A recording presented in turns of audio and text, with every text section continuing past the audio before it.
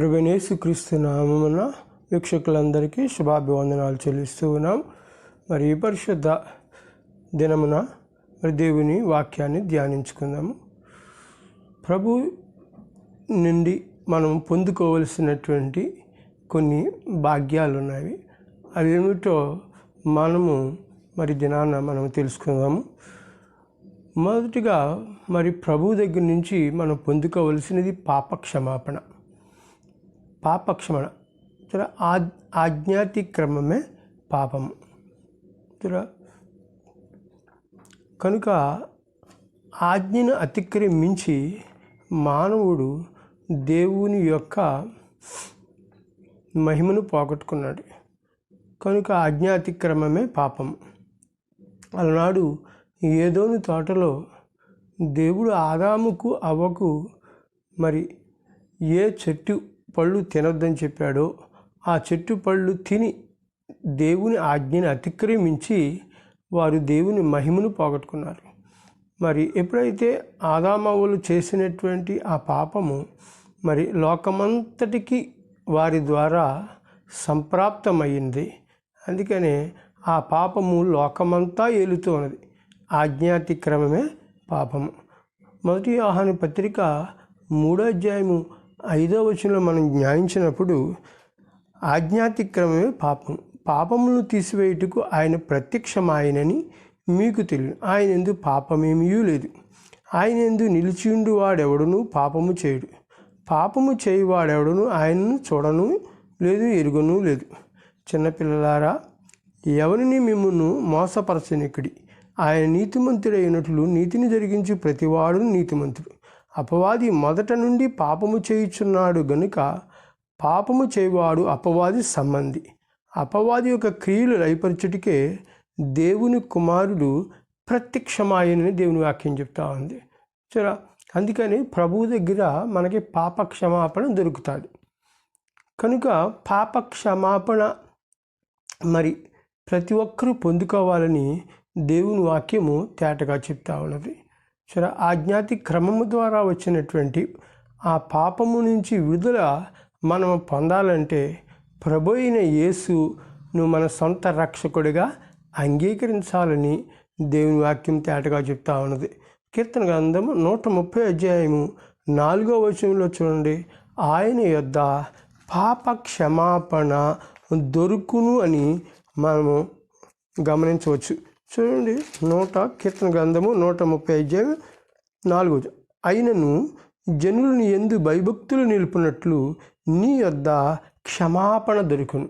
సరే, ప్రభు దగ్గర ఏం దొరుకుతుందంటే క్షమాపణ దొరుకుతుంది. ఎప్పుడైతే ప్రభు దగ్గరికి వెళ్తామో ఆయన దగ్గర మనకు క్షమాపణ అంటే ఆయన యందు ఎప్పుడైతే నువ్వు భయభక్తులు కలిగి ఉంటావో ఆయన యందు మనకు క్షమాపణ, ఆయన యందు క్షమాపణ కలిగిన దేవుని వాక్యము తేడగలుగుతాం. మార్కు సువార్త 2వ అధ్యాయంలో మనం ఒక చక్కని భాగాన్ని మనం ధ్యానించినప్పుడు మరి 2వ అధ్యాయం మార్కు సువార్త 1 నుంచి 12 వచనాల్లో మనం చూసినప్పుడు ప్రభువారు కపెర్నహూములోనికి వెళ్ళారు.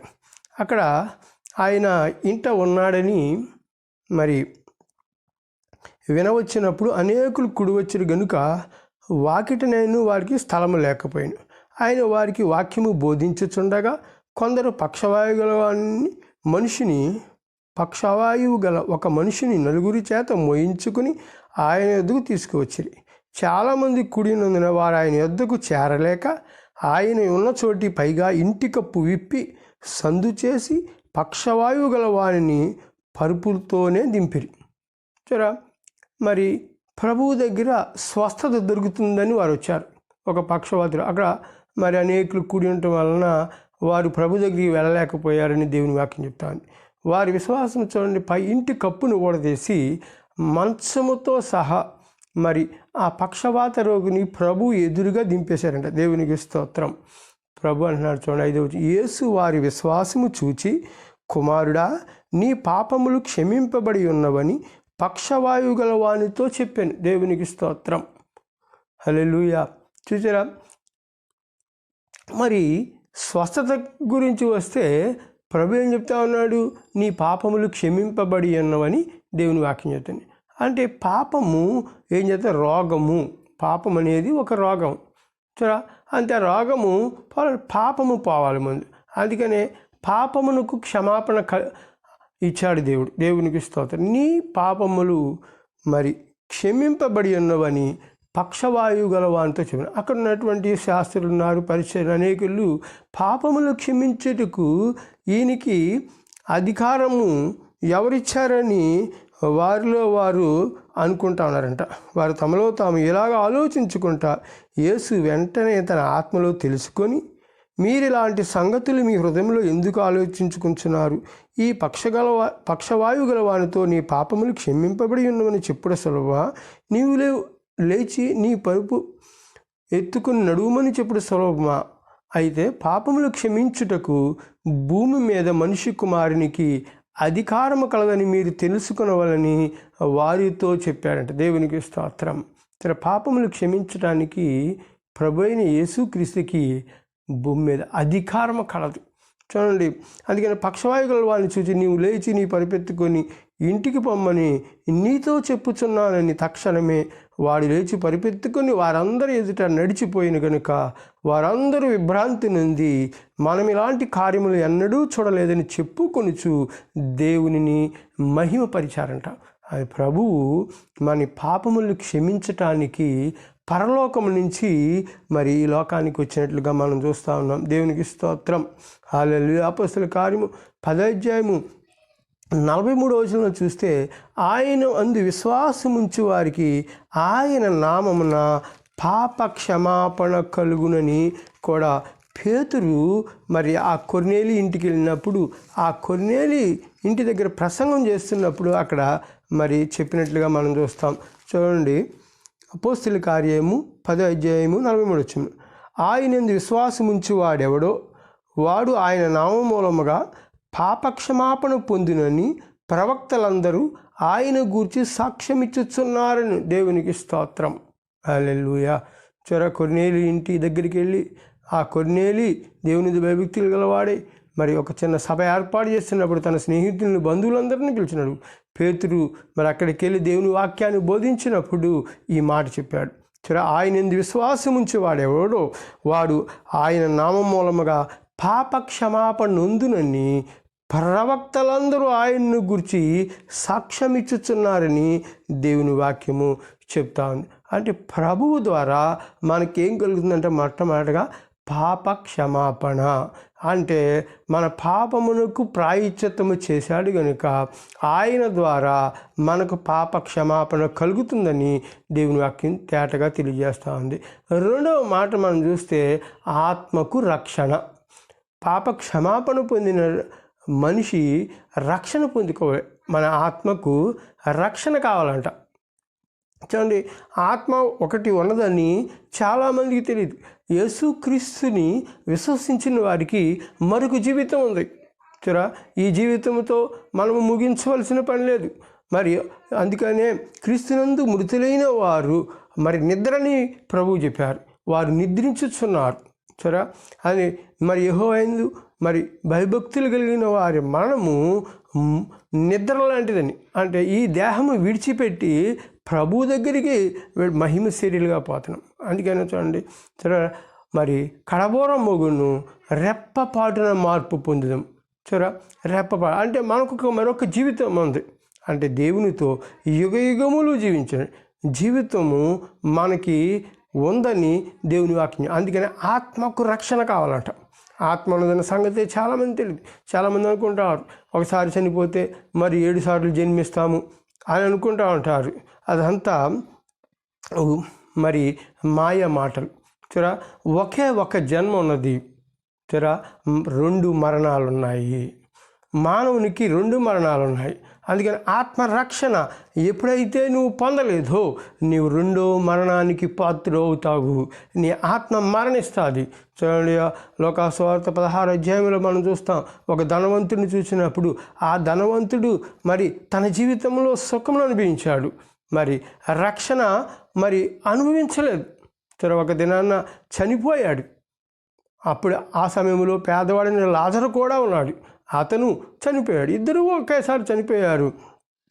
మరి పేదవాడైన లాజరు ఆత్మ మరి అబ్రహామున రొమ్మున ఆనుకున్నట్టు కొనుక్కోబడింది. మరి ధనవంతుడి ఆత్మ నరకములోనికి వెళ్ళిపోయిందంట. అక్కడి నుంచి కేక వేస్తూ, తండ్రివైన అబ్రహామా, ఇక్కడ నేను యాతన పడుతూ ఉన్నాను, మరి జీవజలము చిటికిని వేలు చుక్క ఒక జీవజలము నా నాలుక మీద వేస్తే నేను చల్లారుతానని చెప్పాడు. చూరా, నువ్వు భూమి మీద ఉన్నప్పుడే దేవునితో సహవాసము కలిగి ఉండాలి, రక్షణ పొంది ఉండాలి. నీ ఆత్మ రక్షణను నువ్వు పొందుకోలేను కనుక ఇప్పుడు నువ్వు యాతన పడవలసి వచ్చిందని మరి అబ్రహాం చెప్పాడు. నువ్వు మరి దేవుని విడిచిపెట్టావు, దేవుని భయభక్తులు విడిచిపెట్టావు, దేవుని విశ్వాసాన్ని విడిచిపెట్టావు. లాజరు విశ్వాసంతో నడుచుకున్నాడు, నువ్వు యాతన పడుతున్నావు, లాజరు నెమ్మది పొందుతున్నాడు. చూడ, రక్షణలో ఆత్మ రక్షణ నీకు నెమ్మది ఇస్తుందని దేవుని వాక్యం చెప్తా ఉంది. దేవునికి స్తోత్రం.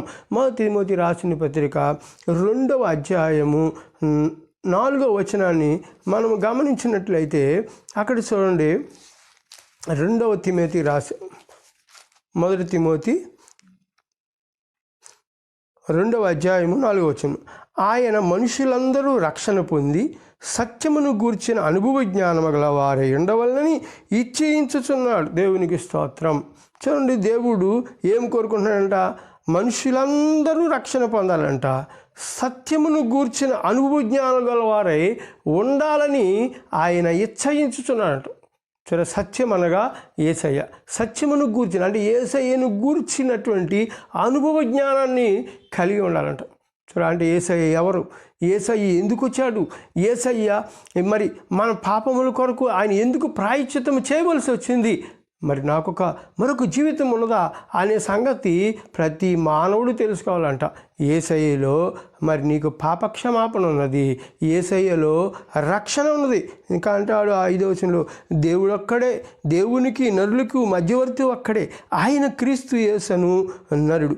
ఆయన అందరి కొరకు విమోచన క్రయధనముగా తనను తానే సమర్పించుకొనెను.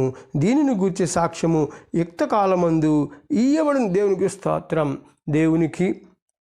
దేవుడు ఒక్కడే, దేవునికి నరులకు మధ్యవర్తి ఒక్కడే, ఆయనే యేసు క్రీస్తు నరుడు. అంటే ప్రభువే, దేవాది దేవుడే పరలోకం విడిచి మానవుడిగా ఈ లోకానికి వచ్చినట్లుగా మనం చూస్తూ ఉన్నాం. అంటే దేవుడే మానవుడిగా పుట్టి మన పాపములకు ప్రాయశ్చిత్తము చేసినట్లుగా మనం చూస్తూ ఉన్నాం. చూడండి, ఫిలిప్పీ రాసిన పత్రిక 2వ అధ్యాయము 6వ వచనంలో మనము తేటగా మనం చూడవచ్చు. చూడండి, ఫిలిప్పీ రాసిన పత్రిక 2:6, ఆయన దేవుని స్వరూపము కలిగిన వాడయుండి దేవునితో సమానముగా ఉండి విడిచిపెట్టకూడని భాగ్యమని ఎంచుకొనలేదు, కానీ మనిషిని పోలికగా పుట్టి దాసుని స్వరూపమును ధరించుకొని తనను తానే రిక్తునిగా చేసుకొనెను. మరియు ఆయన ఆకారమందు మనుష్యుడిగా కనబడి మరణము పొందినంతగా, అనగా శిలువ మరణము పొందినంతగా విధేయత చూపిన వాడే తనను తాను తగ్గించుకును. అందుచేతను పరలోకమందున్న వారిలో కానీ, భూమి మీద ఉన్న వారిలో కానీ, భూమి కింద ఉన్న వారిలో కానీ ప్రతి వాని మోకాలు యేసునామమున వంగినట్లు, ప్రతి వాని నాలుకలు తండ్రి అయిన దేవుని మహిమార్థమే యేసుక్రీస్తు ప్రభువుని ఒప్పుకున్నట్లు దేవుడు ఆయన అధికముగా హెచ్చించి ప్రతి నామమునకు పైనామము ఆయనకు అనుగ్రహించును. దేవునికి స్తోత్రం. చూచారా, మానవుల నిమిత్తమే దేవుడు ఎంత ప్రేమ కలిగి ఉన్నాడు. తన ప్రియమైన కుమారుడిని, అంటే దేవుడే మానవుడిగా ఈ లోకానికి వచ్చాడు. పరలోకముని విడిచిపెట్టి మానవుని యొక్క పాప శిక్షను తొలగించటానికి ఆయన ఈ లోకానికి వచ్చాడు. చూరా, ఆ పిల్లలు రక్తమాంసము గలవారై జీవితకాలమంతయు మరణభయము చేత దాస్యముకు లోబడి ఉండగా వారిని విడిపించటానికి దేవుడే మానవుడిగా వచ్చి మన రోగములను భరించారు, మన వ్యసనములు వహించారు, మన సమాధానార్థమైన శిక్ష ఆయన మీద వేసుకొని ఆయా శిలువలో మన కొరకు పంచగాయములు పొంది తన ప్రాణాన్ని పణముగా పెట్టారు, మరణమనేములను విరిచారు. మన కొరకు ఆయన శిలువలో ప్రాయశ్చిత్తము చేసి మరణాన్ని జయించారు, అపవాదిని జయించారు, చెరగా పట్టుకొని తండ్రి కుడిపార్సన ఆసీనుడయ్యారు. సమాధిని జయించినటువంటి దేవుడు, మరణాన్ని జయించిన దేవుడు, మన పాపములకు క్షమాపణ, మన మరణానికి మరి జయమిచ్చినటువంటి దేవుడు. దేవునికి స్తోత్రం. అందుకనే దేవుడే మానవుడిగా పుట్టి మన పాపములకు ప్రాయశ్చిత్తము చేశాడు కనుక మరి ఆయన ద్వారా రక్షణ వచ్చింది మనకి. అందుకని ప్రతి మోకాలు ఆయన నామములో వంగాలి, ప్రతి నాలుక ఆయన ప్రభు అని క్రీస్తు ప్రభు అని యేసు క్రీస్తు ప్రభు అని ఒప్పుకున్నట్లు దేవుడు ఆయనను అధికముగా హెచ్చించాడంట. ప్రతి నామమునకు పైనామము ఆయనకు అనుగ్రహించబడింది. చూడ దేవుడు ఒక్కడే. చూడ మానవుడికి దేవునికి మధ్యవర్తి అయిన ఆయన ఒక్కడే. మన పాపముల కొరకు ప్రాయశ్చిత్తం చేయడానికి ఆ పరలోకము నుంచి దిగి వచ్చాడు. అందుకని ఆ సత్యమును తెలుసుకోవాలంట. చూడా ప్రభు యేసు క్రీస్తు ఎవరు అని మనం తెలుసుకున్నప్పుడు ఆయన నా పాపములకు ప్రాయశ్చిత్తము చేశాడని మనం తెలుసుకోవటమే ఆ సత్యమును గురించిన అనుభవ జ్ఞానము కలిగి ఉంటాం. దేవునికి స్తోత్రం. ఎవరైతే ఇటు అనుభవ జ్ఞానము కలిగి ఉంటారో యేసుక్రీస్తుని తమ సొంత రక్షకుడిగా అంగీకరిస్తారని దేవుని వాక్యం చెప్తా ఉంది. మార్క్సు వార్త 16 దేవుని వాక్యం చూస్తే నమ్మి బాప్తిస్మము పొందినవాడు రక్షింపబడును. దేవునికి స్తోత్రం. ఎవరైతే మరి నమ్ముతారో దేవుని వాక్యాన్ని లేఖన భాగాలు చదివి మరి విని నమ్ముతారో వారు నమ్మి మరి ప్రార్థన చేస్తారో బాప్తిస్మం పొందుతారో విశ్వసిస్తారో వారికి ఏం కలుగుద్దంట? ఆత్మకు రక్షణ. దేవునికి స్తోత్రం. హల్లెలూయా. అందుకనే ప్రతి మానవుడు కూడా ఆత్మ రక్షణ కలిగి ఉండాలని దేవుని వాక్యము తేటగా తెలియచేయబడతా ఉన్నది. దేవునికి స్తోత్రం. హల్లెలూయా. అందుకనే ప్రతి మానవుడు మరి ఆ ప్రభువు మన కొరకు మరి సిలువలో మన కొరకు ప్రాయశ్చిత్తం చేశాడని తెలుసుకొని మనము ప్రభువుని విశ్వసించి మరి ఆత్మరక్షణ కలిగిన వారే మరి రాబోయే కాలములో ఆయనతో పాటు మనము యుగయుగములు జీవించేటటువంటి కృప మనందరికీ కలగాలని ప్రభుపేట మనవి చేస్తూ ఉన్నాను. మూడవదిగా మనం చూస్తే పరిశుద్ధాత్మను పొందుకోవాలి. ఏం పొందుకోవాలంట? పరిశుద్ధాత్మను. మొదటగా పాపక్షమాపణ పొందుకోవాలి. రెండవదిగా ఆత్మకు రక్షణ పొందుకోవాలి. ఆత్మరక్షణ పొందుకున్న మనం పరిశుద్ధాత్మ శక్తిని పొందుకోవాలంట. పరిశుద్ధాత్మ ఎవరు? పరిశుద్ధాత్మ కూడా ఆయనే ఉన్నారు. అందుకనే మరి పరిశుద్ధాత్మను మనం చూస్తే అపోస్తలుల కార్యం 1:8 మరి ప్రభు అంటారు, మీరు యెరూషలేములోనే ఉండుడి. చూడండి, ఆయనను పరిశుద్ధాత్మ మీ మీదకి వచ్చినప్పుడు మీరు శక్తి నొందుదురు గనుక మీరు యెరూషలేములో ఉన్న యూదయ సమరయ దేశమందరి భూదిగంతల వరకును నాకు సాక్షులైందిరని వారితో చెప్పాను. దేవునికి స్తోత్రం.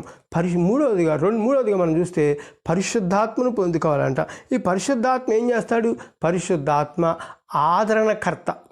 పరిశుద్ధాత్మ మనల్ని ఆదరించేవాడు, దేవుని యొక్క చిత్తాన్ని మనకు బయలుపరిచేవాడు, మనలో నివాసం ఉండి మన కొరకు దేవునికి విజ్ఞాపన చేయవాడు పరిశుద్ధాత్మని దేవుని వాక్యం చెప్తా ఉంది. దేవునికి స్తోత్రం.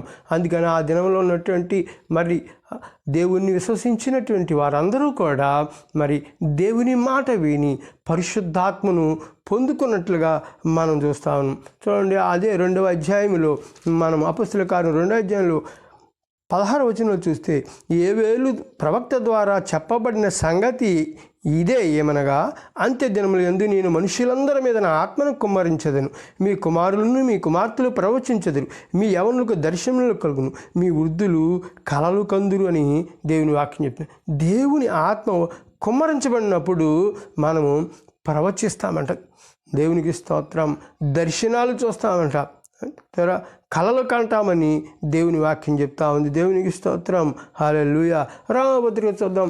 8వ అధ్యాయము 14 మనం చూసినప్పుడు అక్కడ మరి 14-16 మనం చూసినప్పుడు దేవుని ఆత్మ చేత నడిపించబడిన వారందరూ కూడా దేవుని పిల్లలుగా ఉంటారని దేవుని వాక్యం చెప్తా ఉంది. దేవునికి స్తోత్రం.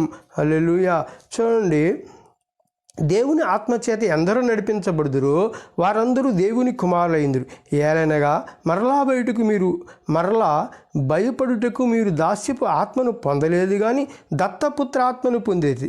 ఆత్మ కలిగిన వారమే మనం అబ్బా తండ్రి అని మొరపెట్టుచున్నాము. మనము దేవుని పిల్లలమని ఆత్మ తానే మన ఆత్మతో కూడా సాక్ష్యమిచ్చుచున్నాడు. దేవునికి స్తోత్రం. ఎప్పుడైతే పరిశుద్ధాత్మ మనం పొందుకున్నామో మనము దేవునికి పిల్లలుగా మారిపోతామంట. దేవునికి స్తోత్రం. హల్లెలూయా.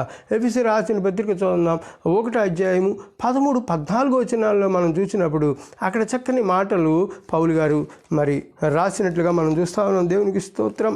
చూడండి, మీరు సత్యవాక్యము అనగా మీ రక్షణ సువార్తను విని క్రీస్తునందు విశ్వాసముంచి వాగ్దానము చేయబడిన ఆత్మచేత ముద్రింపబడితిరి. దేవుని మహిమ కీర్తి కలుగుటకై ఆయన సంపాదించుకునిన ప్రజలకు విమోచనము కలుగు నిమిత్తము ఈ ఆత్మ మన స్వాస్థ్యమునకు సంచకరువుగా ఉన్నాడు. దేవునికి స్తోత్రం. చూరా, దేవుని ఎప్పుడైతే మరి యేసుక్రీస్తుని యొక్క సత్య వాక్యమును విని ఆయన యందు మరి క్రీస్తునందు విశ్వాసం ఉంచి మనకు ఏం కలిగిందంట? రక్షణ కలిగిందంట.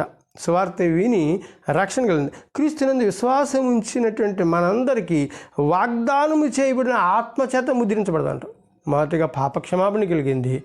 ఎప్పుడైతే విశ్వసించిన వారికి పాపక్షమాపణ కలిగింది, ఆత్మకు రక్షణ కలిగింది. మూడవదిగా క్రీస్తునందు విశ్వాసం ఉంచి వాగ్దానం చేయబడిన ఆత్మచేత ముద్రించబడ్డారంట. దేవునికి స్తోత్రం. పరిశుద్ధాత్మ అభిషేకం వస్తుంది. దేవుడే పరిశుద్ధాత్ముడుగా మనలో నివాసం ఉంటాడని దేవుని వాక్యం చెప్తాను. దేవునికి స్తోత్రం. అందుకని దేవుని మహిమకు కీర్తి కలుగుటకై ఆయన సంపాదించుకొనిన ప్రజలకు విమోచన. ఈ పరిశుద్ధాత్మ ద్వారా మనకేం కలుగుతుందంట? విమోచన కలుగుతుందంట. ఈ ఆత్మ మన స్వాస్థ్యమునకు సంచకరువుగా ఉన్నాడు. దేవునికి స్తోత్రం. చూడండి, సంచకరువు అనగా భజానా అంటే దేవుడు మరి చూడండి, మనం ఏదైనా ఇల్లు కొన్నప్పుడు మరి మొట్టమొదటిగా భజానా వేస్తూ ఉంటాం. దేవుడు కూడా మనల్ని మరి రక్షించినట్టు మనకు ఒక చక్కని వాగ్దానం ఇచ్చాడు. పరిశుద్ధాత్మను మనకి వాగ్దానముగా ఇచ్చాడు. దేవునికి స్తోత్రం. అంటే పరిశుద్ధాత్ముడు అంటే ఆయన త్వరగా రాబోతూ ఉన్నాడు. మరి పరిశుద్ధాత్ముడు మనల్ని ఏం చేస్తారంటే సిద్ధపరుస్తారంట. దేవునికి స్తోత్రం. ఆయన రాకడకు సిద్ధపరిచేవాడే పరిశుద్ధాత్మ. అందుకని మన స్వాస్థ్యమునకు ఆయన మరి మరి రక్షకుడుగా ఉన్నాడని మరి దేవుని వాక్యం చెప్తా. అందుకనే మన యొక్క ప్రజలకు విమోచన కలుగుతున్న ఈ ఆత్మ మన స్వాస్థ్యమునకు సంచకరువుగా ఉన్నాడు అని దేవుని వాక్యం చెప్తా ఉంది. అందుకే ఆయన వధువుగా రాబోతున్నాడు. అందుకని మనం వధువుగా సిద్ధపడటానికి ఈ పరిశుద్ధాత్ముడే మనల్ని సిద్ధపరుస్తాడు. అందుకనే యేసుక్రీస్తులో పాపక్షమాపణ ఉన్నది, యేసుక్రీస్తులో రక్షణ ఉన్నది, యేసుక్రీస్తులో విమోచన ఉన్నది, యేసుక్రీస్తులో పరలోక రాజ్య మహిమను పొందుకునే భాగ్యము ఉన్నాయి. అందుకనే వినిన వారందరూ కూడా మరి యేసుక్రీస్తుని గూర్చి సత్యమును గూర్చినటువంటి అనుభవ జ్ఞానము కలిగి మరి ఈ పాపక్షమాపణ పొందాలని, రక్షణ పొందాలని, పరిశుద్ధాత్మ అనే భాగ్యమును పొందుకోవాలని ప్రభు పేరట మనవి చేస్తూ ఉన్నాను. ఈ పరిశుద్ధ వాక్యములు మన యొక్క విశ్వాస జీవితమును దేవుడు బలపరచునుగాక. మనం విని వారందరికీ ఈ పాపక్షమాపణ కలుగునుగాక, ఆత్మకు రక్షణ కలుగునుగాక, పరిశుద్ధాత్మ అభిషేకము కలుగునుగాక. యేసు నామములో మీరు ఆశీర్వదించబడుదురుగాక. ఆమెన్. ప్రార్థన చేసుకుందాం. పరిశుద్ధుడా, ప్రేమ గల తండ్రి, కృప కలిగిన నాయనకి వందనాలు. ప్రభువా, మా నాయన మా నాయన ఈ దినము మరి నాయన మీరు ఇచ్చిన వర్తమానాన్ని బట్టి మీకు స్తోత్రాలు. మరి నాయన పాప క్షమాపణ నిమిత్తమై తండ్రి పరలోకము నుంచి భూలోకమునకు వచ్చి మా కొరకు ప్రాణం పెట్టి మరణమనే ముళ్ళుని విరిచి మాకు నాయన మరి నాయన మా ఆత్మలకు రక్షణ దయచేసావు. పోగొట్టుకున్న మహిమను, పోగొట్టుకున్నట్టు నిత్యరాజ్యాన్ని, పోగొట్టుకున్న సహవాసాన్ని మరి మీరు మరలా మాకు అనుగ్రహించినందుకు మీకు వందనాలు, స్తోత్రాలు చెల్లిస్తూ ఉన్నాము తండ్రి. నీకు వందనాలు. ఇంకా ఎవరైతే ప్రభు పాప క్షమాపణ లేకుండా ఇంకా నిన్ను ఎరుగిన వారై మరి జీవిస్తూ ఉన్నారు ప్రభు, వారందరూ ఈ కొద్ది మాటలు విని వారి హృదయాలు తెరవబడి మా నాయన ప్రభు వారు వెలిగించబడి ప్రభువా అయా ప్రభా నీతో సహవాసం చేస్తూ నిన్ను విశ్వసిస్తూ పాపక్షమాపణ కలిగి ఆత్మరక్షణ కలిగి పరిశుద్ధాత్మ అభిషేకంతో నింపబడలేక కృప దయచేయమని నిన్ను స్తుతిస్తున్నాం పరిశుద్ధుడా. ఇదిగో ఈ 2020 సంవత్సరంలో ప్రభా అనేక మరి నాయన అయా సంగతులు మేము చూస్తున్నాం ప్రభా. అయా ప్రపంచమంతా ప్రభా సమాధానం లేని స్థితిలో ఉంది తండ్రి. అయా నీవు సమాధాన కారకుడివై ఉన్నావు, నిన్ను స్తుతిస్తున్నాం పరిశుద్ధుడా.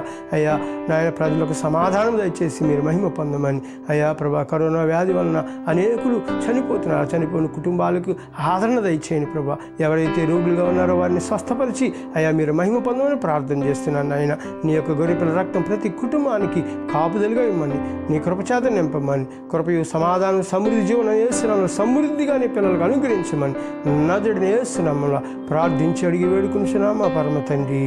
ఆమేన్. Praise lord. ప్రణామం. మీ అందరికీ వందనాలు. Praise lord. హల్లెలూయా.